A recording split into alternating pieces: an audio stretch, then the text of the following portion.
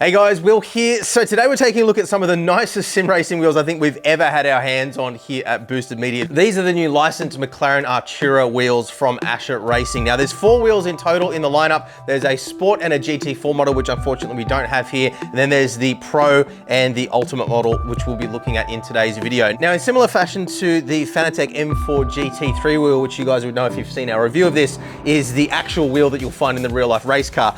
They've done something very similar with these wheels. So these are using the same componentry, the same manufacturing techniques, but unlike the Fanatec wheel, which is somewhat limited in its functionality for sim racing, these have been adapted to provide not only the quality that you would expect in a real life race car, but also the features that you would expect to find for your sim rig. Now they are very feature rich wheels as we're going through in today's video. So let's dive in now, check them out and see whether these might be the right wheels for your rig. Let's get started.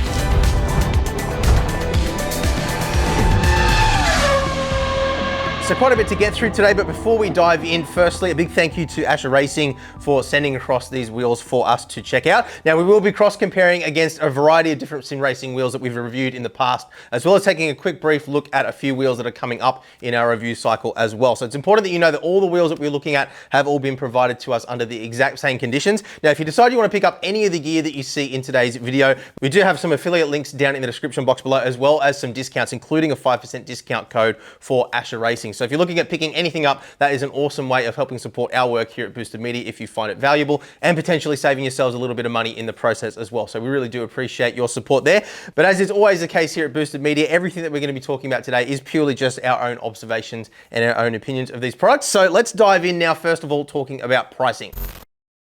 So as I mentioned in the intro, there are 4 distinct versions of this wheel available. The GT4 version, which is the same as what you'd find in the real life race car, the Sport, the Pro, and then the Ultimate. Now it's important to also understand that there are a couple of variations within that lineup as well. So what I would suggest is jump on their website just to check it out for yourself, because it's gonna get a little bit too complicated to cover everything in this video. I'll end up making the video hours and hours long, but there are SimiCube versions as well as USB versions available for these wheels. So if you've got a SimiCube 2 base, a Pro, a Sport, or an Ultimate, you can link up using their proprietary wireless protocol, as we've covered in some of the previous Ascher Racing review videos right here on the channel previously. So that is an option for you if you have a SimiCube base. Just with the Ultimate wheel though, because it has the screen, you are limited to that USB connection. But there is a couple of things they've done with the way these wheels mount, as you'll see later on, that do allow them to be used with some of the more modern wireless style quick releases, like what we have from Acertech Sim Sports, for example. Just to quickly run you through the pricing here. Now these pricings, according to the Ascher Racing website, do include 19% VAT. Obviously, just make sure that you're factoring your own local taxes, shipping costs, and all those important things. And remember, we do have that 5% discount code linked down in the description below for you as well if you are picking these up directly from Ascher Racing. So the GT4 model, which we don't have here today, comes in at €799. The Sport, which we also don't have, comes in at €839. The Pro model that you see here comes in at €1,129. And then the Ultimate comes in at €1,499. So they're certainly not cheap by any means, but when you compare what you're actually getting for the money, both in terms of quality and functionality, they actually aren't too badly priced. If we look at something like the CSX3, for example, that comes in at a little bit cheaper price than what we have for the Ultimate here. The hardware and the build quality overall is much nicer, as we'll see later on the Ascher wheel. And then we've also got something like the Solpec Spectra XR, which comes in at the same price. I'm not 100% clear on whether their pricing includes taxes or not, but again, that will vary depending on where you are in the world anyway. But let's just say this wheel is a little bit more expensive than what we have with the Ascher Racing Ultimate. A somewhat similar feature set here in terms of integration, a little bit more that you can do through the dash, and the dash is actually a little bit bigger on this particular wheel as well. But subjectively, I actually prefer the presentation of the Ascher Racing wheel. It just looks a little bit more clean to my eyes, but you might prefer something like this. And again, you can check out our full detailed review on the Solpec Spectra XR wheel, linked down in the description below if you want to check it out. So that's certainly not an exhaustive list. There are plenty of other wheels with similar kinds of feature sets that play at around this kind of price point. But out of the ones that we've tested here, I've got to say that these Ascher Racing wheels are exceptionally good build quality, and the user experience is absolutely fantastic with these as well, as you'll see as we get through today's video. Now, just to quickly mention as well, we did just recently receive this carbon fiber wheel from Rexing, which has a really cool feature set as well. We're yet to really dive into this,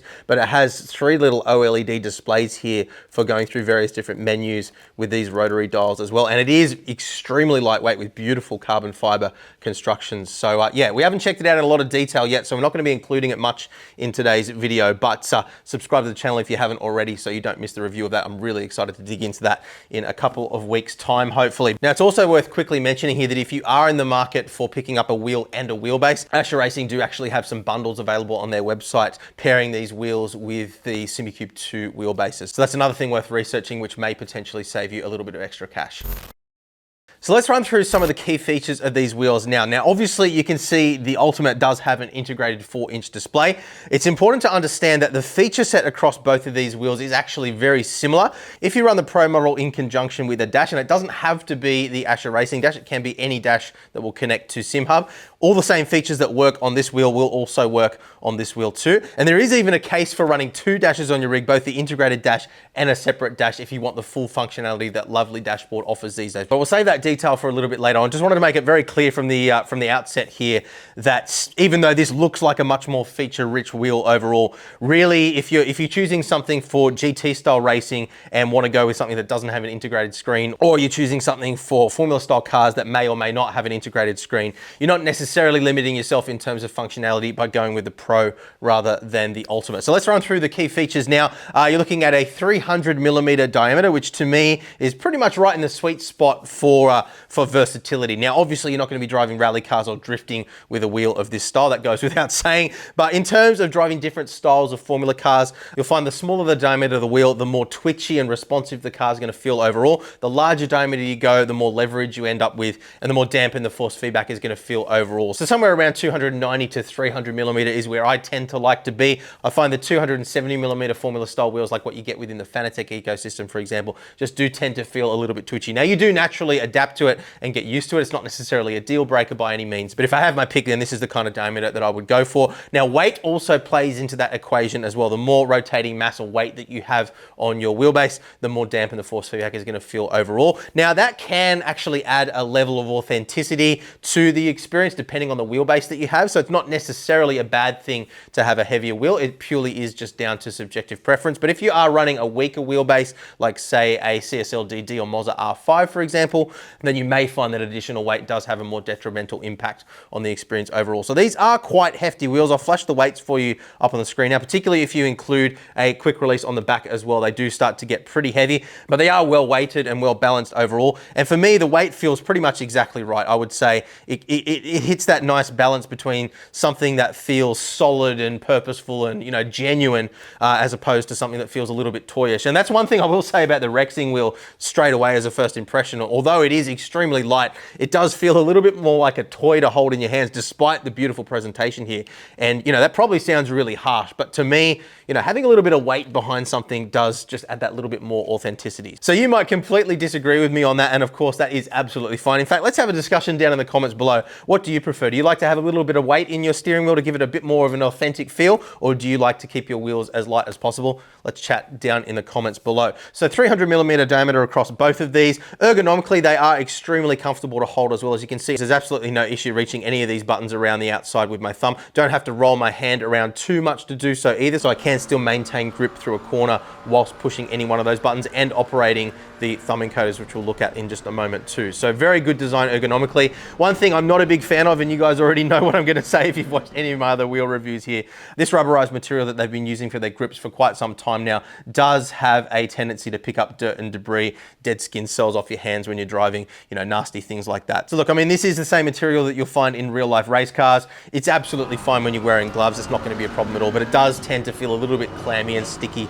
under your bare hands if you prefer to drive that way. And we have seen some cool things done in this space with other grip materials. It's worth calling out that the CSX3 wheel from Cube Controls, as an example, has a similar kind of shore rating on the grips. The material feels very similar underhand, but it has a smoother finish overall and doesn't have that same dust magnet property that we see with these grips. So I personally prefer the material on the CSX3. Again, subjective thing. Let me know in the comments down below what you guys prefer. So you're probably wondering about the dash on the Ultimate, so let's cover that off next. It is a 4-inch display, so it is a little bit on the small side compared to some other wheels that we see these days. Same size as what we have on the CSX3, but as I mentioned before, quite a bit smaller than what you have on the Solpec Spectra XR. Now that does have an impact on the driving experience overall. I did find that running Lovely Dash, although it is lovely as the name would suggest, some of the text can be a little bit on the small side, particularly in the context of a Formula style wheel where it's moving and rotating. Often you can only really look at the display when you're on a straight, so you're kind of just quickly glancing at it.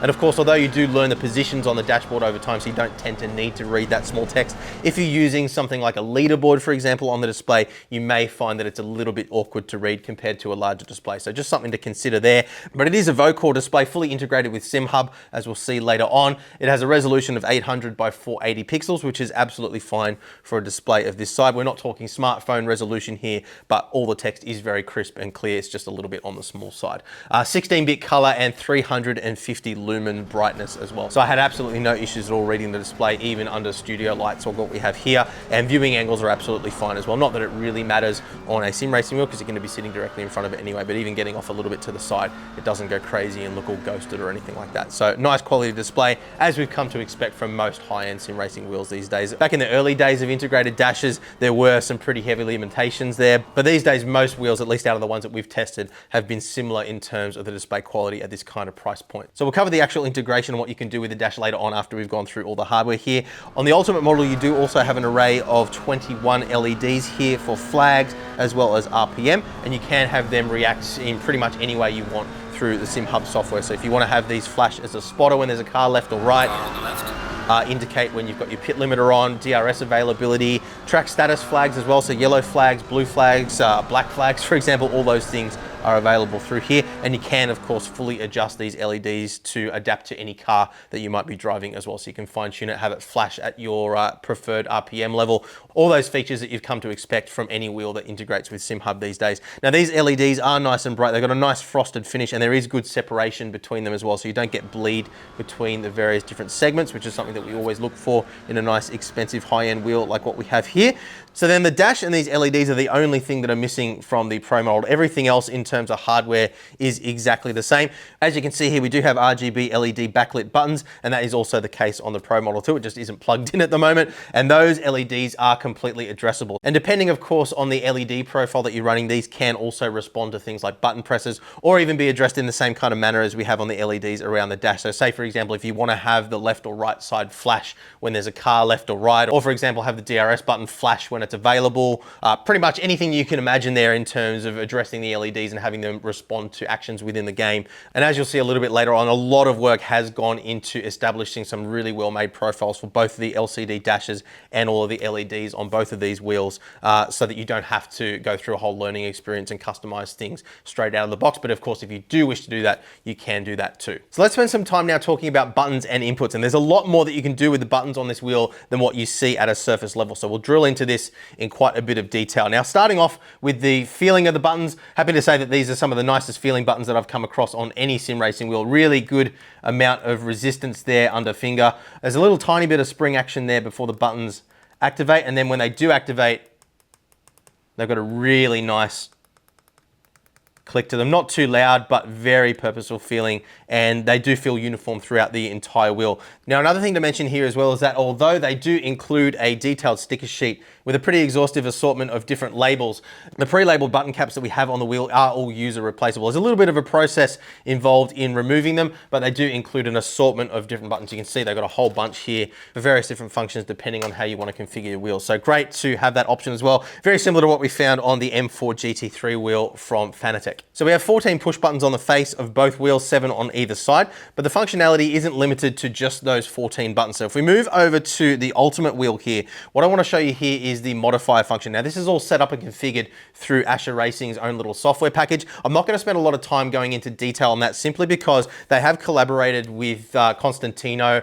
from Lovely Dashboard, and he's done a lot of integration work and made a lot of really detailed guides on how these things are set up. And this is an evolving product. They are putting a lot of resource into developing this over time. So I think it's better to reference both the Ascher Racing website and the Lovely Racing website and YouTube channel for the latest information with regards to that. But to give you an understanding of the way this works, you can, of course, assign all of these buttons as individual push buttons if you want, but then you can also assign these multi-position switches to modify the output of these buttons to map against different functions in your sim. So what I mean by that is, for example, as you can see here at the moment, I have it in traction control mode, and you can see that pop up on the dash here. Now, again, importantly, even if you're using the Pro wheel, if you have a dash on your rig and you're running Lovely dashboard, even if it's not the Ascher Racing dash, you will still have the exact same functionality. And of course, you can use this without a dash at all, but it does give you this nice visual feedback here.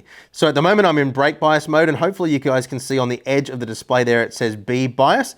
So at the moment, the BB plus and BB minus buttons are increasing and decreasing my brake bias as I've mapped them inside the game. So what I do is when I'm mapping my controls, I set it to that position. I then push the up button and the down button and map that particular function. If I then switch the switch to the next position, it goes across to traction control. Now I can map these buttons to plus and minus for my traction control setting inside the car. We then have traction control 2, ABS, engine map, and there's a whole lot more that you can do here. And of course, this is completely customizable as well. You can even do things like adjusting your force feedback with the plus and minus buttons if you wanted to. So within the SimHub software, you can actually map buttons to pretty much any function within Windows that you want. You're not limited to just what you can map inside the game. So really powerful functionality there. Of course, you don't have to use the buttons in that mode. You can assign both of these dials as standard multi-position switches, rotary encoders with pulse or constant modes. You can even manually adjust the pulse width if you want to adapt exactly how the button responds inside the sim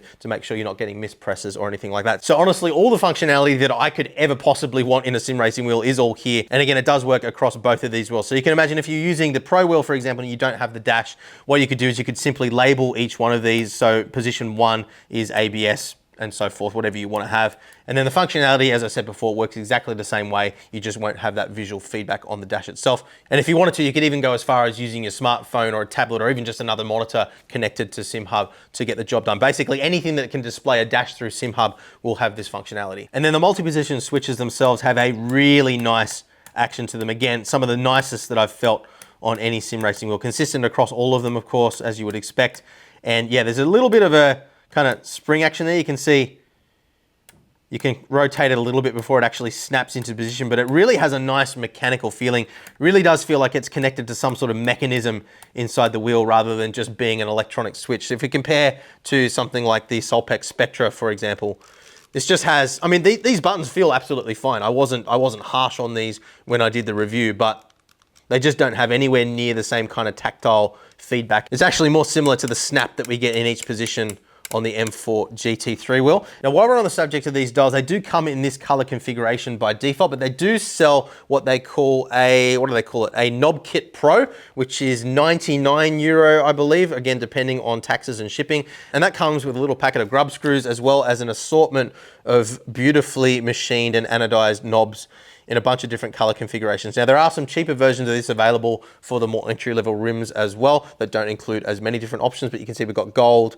red, blue, and black. And there's enough additional colors there to swap out the color of any of your thumb encoders, your 7-way funky switches, as well as your multi-position switches. Now, there are instructions on their website on exactly how to do that. It is quite an involved process. You do have to pull the back off the wheel, but I'm not gonna go into the detail of that in today's video, simply because the information's already out there for those who are interested. So that is available as well, which is a nice little touch there. And I think I probably will end up going with a single color theme rather than the mixed theme that we have by default here, but good to have various different options, although you are paying quite a hefty price for that privilege. So on both wheels, we then also have two 7-way funky switches that I just referenced. So these have rotary encoder functionality as well as right, left, up, down, and push button, and there are 2 of those, so exactly the same functionality between both sides. Now, I really like wheels that have 2 of these simply because it allows you to map one of them to navigating through the options on your black box inside the sim when you're driving, and then also assign the other one to navigating through the menu system within your sim. So it often means that you don't actually have to pull the keyboard and mouse up onto your lap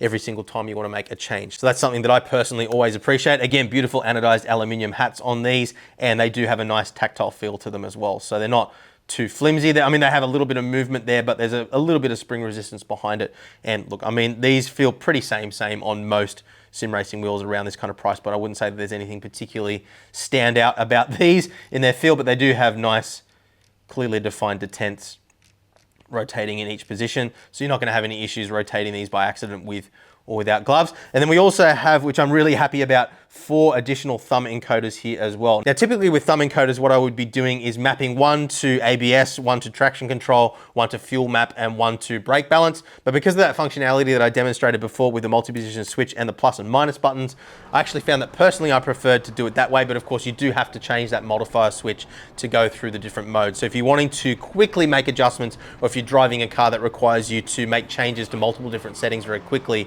then of course you have the necessary tool set to get the job done, regardless of which way you want to go about doing it. And as we would expect here, very nice feeling on these thumb encoders, a good amount of resistance there with or without gloves, and they're not too sharp either. Some wheels that we've tested have quite sharp edges on those, which can be a little bit annoying driving without gloves on. But yeah, I'd say they've hit a pretty spot on balance here. Now, one thing that I just want to address quickly before we spin the wheels around and take a look at the shifters and inputs on the back. I'm sure a lot of you may already own a Ascher Racing wheel like what we have here in the V3 USB, and might be wondering what the differences are in terms of inputs. So look, the 7-way funky switches are exactly the same.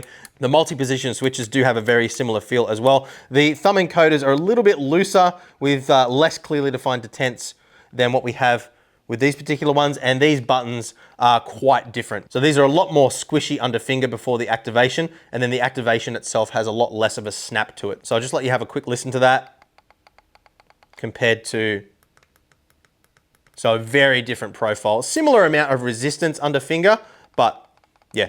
So subjectively, I do prefer these buttons, but look, both get the job done absolutely fine, and I wouldn't really say that it's a reason to swap over.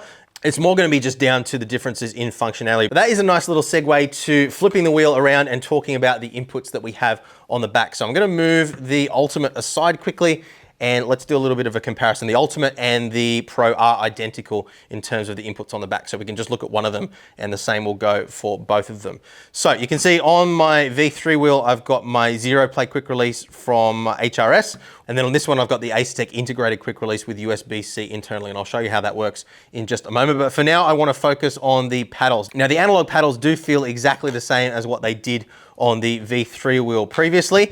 We do have functionality, of course, to map them as individual axes. So if you want to have it as your throttle and your brake, if you can't use pedals for some reason, you can do that, or you can map it as a bite point clutch. And I'll show you how the functionality of that works in just a moment too. But in terms of resistance here, look, I'm not a massive fan of the feeling of these paddles. You can see there's plenty of travel available there. We do have a little bit of adjustment in terms of the paddle position too. You can see a second set of holes there to move that paddle in a little bit. It is a little bit of an awkward reach in the maxed out position. You can see it is definitely possible, and having them out of the way like this, of course, does reduce the risk of accidentally activating a paddle when you don't want to. So I guess that's a good thing. But subjectively, of course, I do personally prefer paddles that have a little bit more resistance behind them. It's quite a linear feel rather than a progressive feel, so it doesn't get stiffer as you pull it in.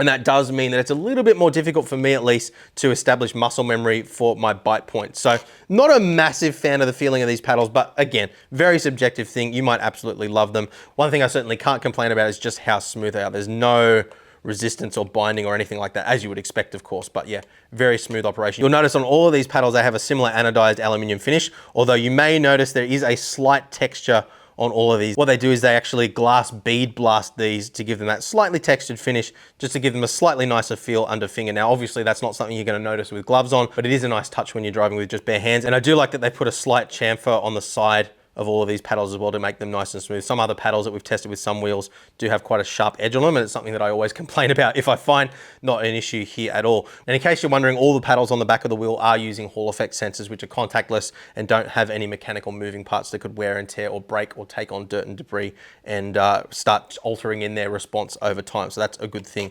as well. So just lastly, with regards to these analog paddles, I want to quickly show you the bite point adjustment, because this is an area that we've seen quite a bit of evolution in the space of high-end wheels recently. It used to be the case that you would have to alt tab out of the game and then go into some sort of proprietary software to make any adjustments. And that can be quite frustrating if you're in the, if you've jumped into a lobby or you're about to start a race and you realize that your bite point's wrong and you just don't have time to alt tab out and make an adjustment. So again, using the lovely dashboard integration that we have here in both cases, so integrated within the wheel itself in the case of the Ultimate, or with any aftermarket display if you're using the Pro, you can make adjustments to the bite point here directly from the wheel. So what you can do is push down both of your 7-way switches, and then you're given this display. Now you can adjust between whether you want the left or right to be the master or slave, of course, but in this case here, I've got my left hand as the slave. So you can see when I pull in just the left hand, it's going to 70%. If I pull my right hand, it goes all the way to 100%. So you can imagine on the start line, I've got my clutch in at 100%. I drop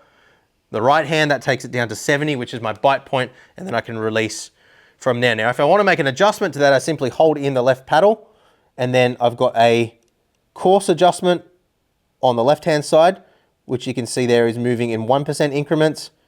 And then on the right-hand side, 0.1% increments. So I can dial it in to exactly where I want it, and I can actually see that percentage displayed on the screen there. Once I'm happy with it, I push both buttons down again, and it saves and goes back to my main dash. Now you can of course do that without a dash at all on the Pro wheel if you want to. You simply just have to have the clutch engagement level displayed on your screen.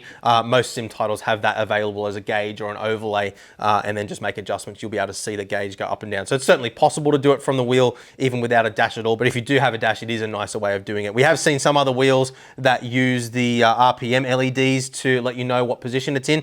That would be a nice thing to see in addition to the dash perhaps, but certainly gets the job done. So let's set the Ultimate wheel aside again just for a moment and bring these two guys back into the picture. So this is our Artura Ultimate, and this is the Ascher Racing V3. Now, with regards to the shifters, I'm very, very, very happy to report, and I can't stress how important this is to me personally as a content creator, but to anybody who's trying to race in an environment where they need to keep the noise down. Even though these shifters still have a absolutely amazing snappy feeling to them, they have added some acoustic damping. So if you listen to this now, still not the quietest shifters in the world, still a little bit louder than what we have with, say, the Grid Engineering MPX, for example, but have a listen to my V3 wheel. And this was genuinely the reason why I stopped using this wheel. Although as much as I love this wheel, the shifters are just so loud. Now you can add your own little rubber pads there to damp it down, but it does come at the cost of a less snappy feeling activation. But let's go side by side again here quickly on the table.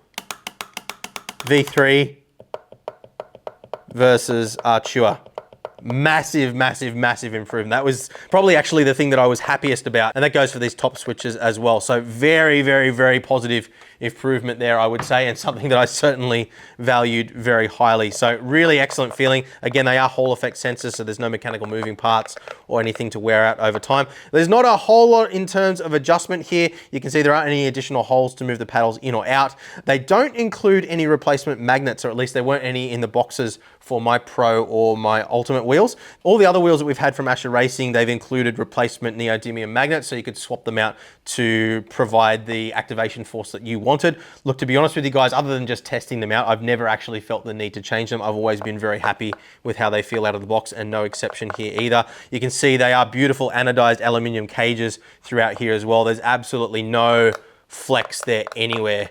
Very, very, very solid.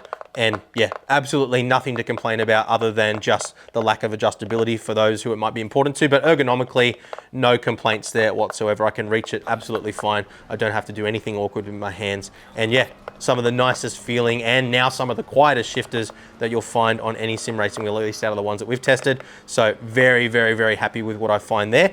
Let's move on now and talk about the USB connection and the quick release integrations. So I'm going to unplug this wheel now. So we're going to have a closer look, and you'll see the dash will disappear as I unplug it, like so. Now they do actually, or at least in our case, they included two USB cables with both of these wheels. So a nice coil cable as well. They do also include a USB extension inside the box too. So if you're needing a bit of extra reach to get back to your PC, you're covered there as well. One thing I do want to quickly mention with regards to the USB connection before we get into the quick releases is that one of the things I think is really clever, even in the case of the Ultimate wheel, they've managed to limit the current draw to 500 milliamps, which is the spec for standard USB. So a lot of these wheels, particularly with integrated dashes, do have quite high current draw, and that can start to introduce some reliability issues, particularly with these Vocor screens that they're using in the Ultimate wheel, we've found on a few other wheels that we've tested in the past, they can be very sensitive to voltage and, you know, have things like dropouts or garbled screens and, you know, annoying things like that that can be race ruining in the worst of circumstances. So that's another little attention to detail thing which I think shouldn't be overlooked. It means you're not going to have to use power injectors or anything like that to get these wheels up and running reliably. Now, if you have a look on the back of the wheel, you'll see not only do we have our M15 connector, which is a nice sturdy connection that screws into place here, so it's never going to come loose or anything like that. Now, I will say that I do really like the magnetic Q-Con plugs that Cube Controls use on their wheels these days, and if you want to see more detail on that, you can check out any one of our recent Cube Control wheel reviews.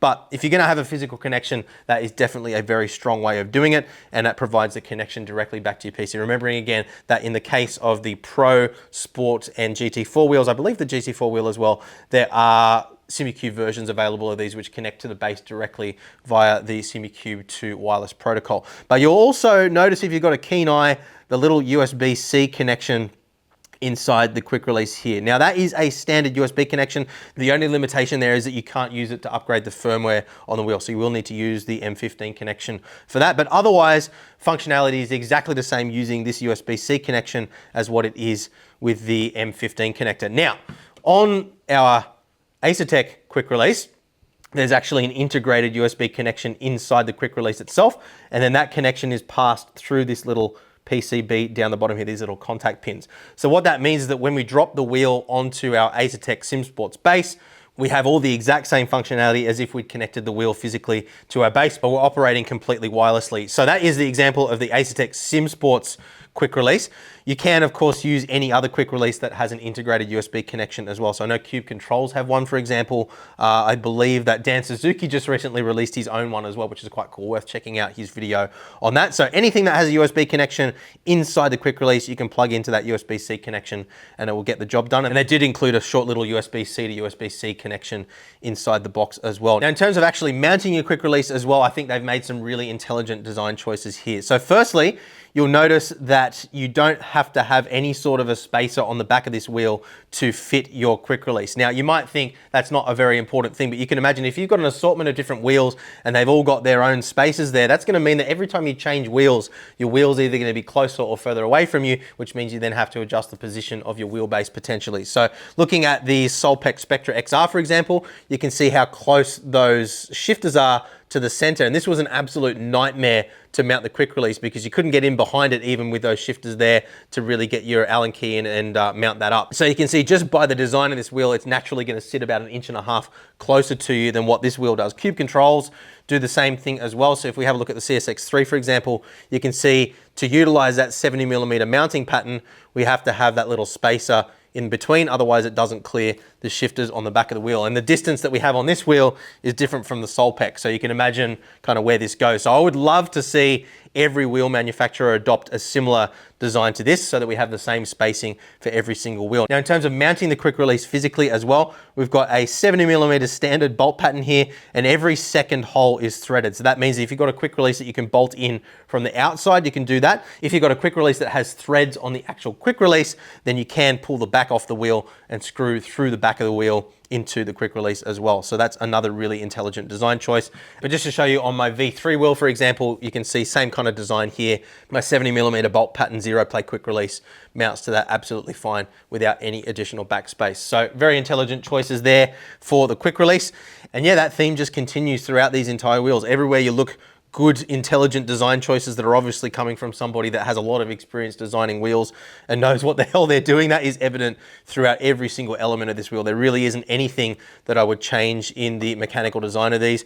You can see the beautiful anodized aluminium housing as well. And subjectively, I just really love the presentation of these wheels. I think they really nail that whole classy, you know, real life race car look without, you know, being too boring in look. They kind of, you know, they really stand out on your rig, but they're not over the top looking either. That's one of the things that I complain about a lot with other sim racing wheels is, you know, everybody's kind of competing to, you know, to stand out and look different. This just has a really, in both cases, just has a really clean, classy look, which subjectively I really like. The material choices throughout as well just give it that high class.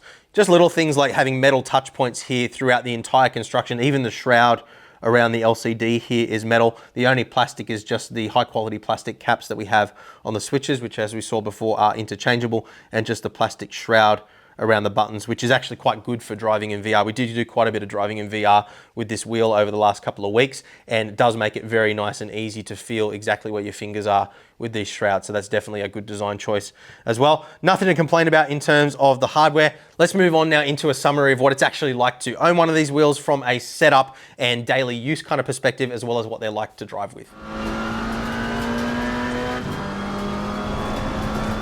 So what's it like to actually own and drive with one of these wheels day to day? Now, I think we need to have a little bit of a discussion here about the landscape in which we're dealing with a lot of these modern wheels these days, because things have come a long way from the days of, you know, having to jump in some random Discord community and dig through user-created profiles to get functionality out of the wheels. And I can remember a couple of wheel reviews dating back a couple of years ago where, you know, even just getting the wheel up and running and getting the core functionality operational out of the wheel took a number of days. And things have really come a long way since then. Now, there is a whole discussion around companies relying on third-party creators like SimHub and Daniel Newman Racing for the LED profiles, Lovely Racing for the dashes. I really do hope that those guys are being well compensated financially for the effort that they're putting into supporting these brands. And they really do deserve our support as users as well. So if you are using their profiles, even though they very generously make a lot of their content free, it is worth jumping on and making donations or signing up to their various different Patreon style systems as well, because they really do an awesome amount of work. And particularly it's been really refreshing seeing a lot of Constantino from Lovely Racing's content around this wheel, the setup guides that he's made. It's made my job a lot easier, and it will make your experience in using these products a lot more streamlined as well. So gone are the days where you'd have to dig through random Discord communities to find profiles and whatnot. You can jump on the Ascher Racing website. It'll give you a list of all the things you need to download. It's not as simple as just plugging in a Fanatec wheel and being up and driving within a couple of seconds. We did have to do firmware updates, which were a little bit complex. We did have to download multiple different profiles from multiple different places, make sure that SimHub was installed. But it's a lot easier than it used to be. And SimHub in particular, as long as you got the latest SimHub version, you should already have some pre-cooked profiles for these wheels already set up and ready to go. So at a basic level, you can get up and running in maybe say 10, 15 minutes. If you really want to get in and get the absolute most out of your wheel in terms of customization, then you have the power to do that through SimHub as well. So I think we're in a really good place at the moment. And you know, it's something that I'm really happy to see. And I hope that that support continues long term, because the flip side to all of this is that there is always a risk that any one of these third parties stops doing what they're doing currently. And then that puts the manufacturers of these wheels that are relying on those services in a bit of a sticky spot. And there is precedent for that as well. If you remember back to the Cube Controls GTX that we reviewed a number of years ago now, they were using Ultimate Game Tech for their dash.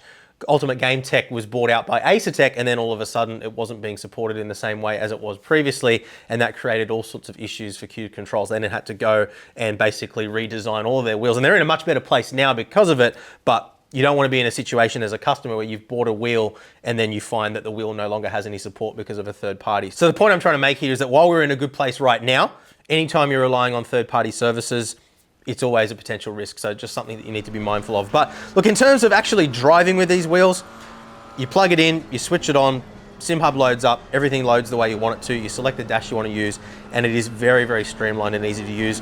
Ergonomically, the wheels are absolutely fantastic as well. I had no problems whatsoever. There was no flex inherent in the wheels either, very solid on the rig, and overall they just provide an absolutely fantastic driving experience. Honestly, the only complaint that I have about these wheels is just I really don't like these branded collaborations. I understand why brands are doing it.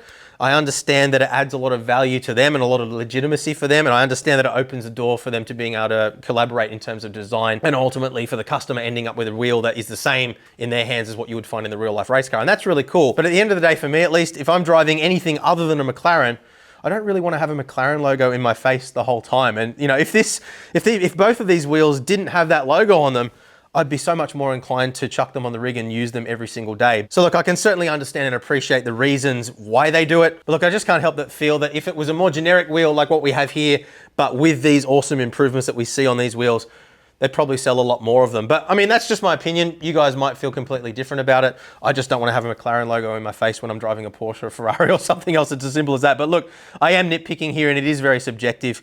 Otherwise, I really don't have anything to complain about with these wheels. I think they've done an absolutely fantastic job.